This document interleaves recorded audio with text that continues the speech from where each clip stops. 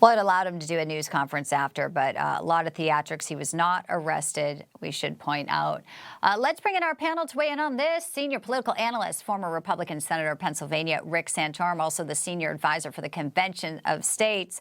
And also, we are joined today by the Republican gubernatorial candidate in California, host of the Steve Hilton Show, Steve Hilton. He's also the author of the book, Califailure, Reversing the Ruin of America's Worst Run State. That is something, if you win, you think you can do. Steve, welcome into both of you.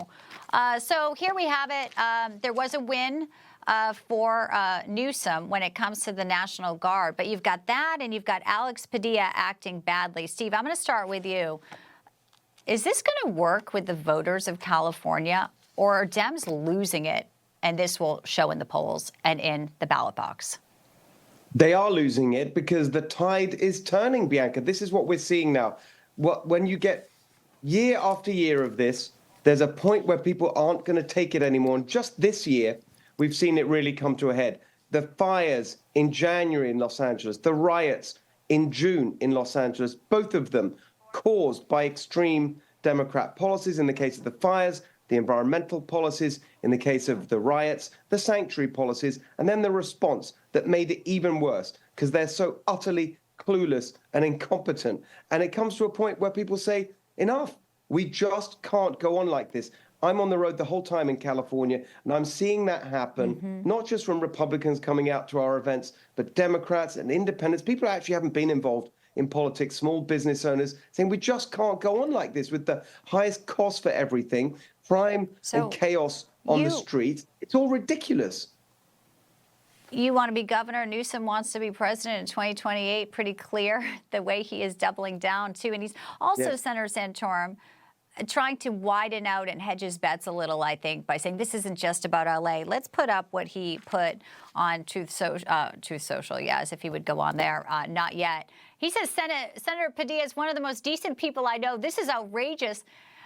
Goes on to say the shock troops are out of control. This must end now. And we also want to put up Alexander Vindman, of course, was behind the first impeachment effort to Trump with the Democrats. Very vulgar about Kristi Noem. I think it's a terrible look. I think they're on the wrong side of it, Senator Santorum, but I guess they're not getting the memo. Maybe they need to talk to Steve Hilton, who says this is a losing bet. Well, what Senator Padilla did, let's just tell you, I mean, I was a senator for 12 years. That is not his job to barge into a press conference of a cabinet secretary and sort of force their way to interrupt her.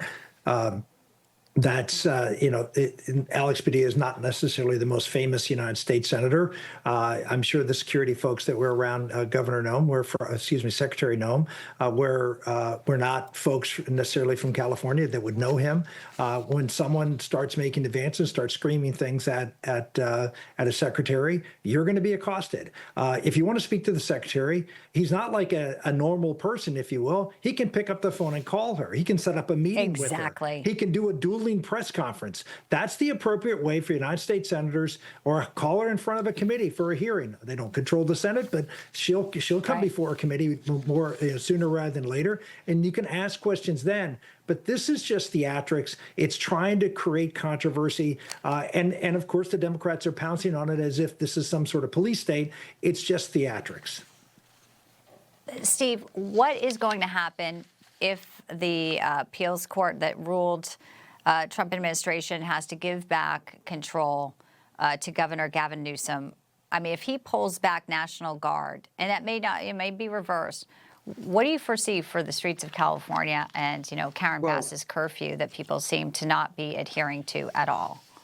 Well, first of all, I just want to echo what Rick said there, and just to emphasize that probably even in California, not many people know who Alex Padilla is. He's a complete non-entity, just a classic machine politician from the corrupt San Fernando Valley Democrat machine who's achieved nothing. And so it's not surprising that this happened to him in this political stunt. To your point about the National Guard, I just can't imagine that this is going to end up anywhere except in the president's favor. It is totally clear that the president has the authority, I would say the responsibility, to protect federal law enforcement. That's what was going on here. Never mind the public. You had a very dangerous situation where you had federal law enforcement officers, ICE agents, there to uphold the law and implement the president's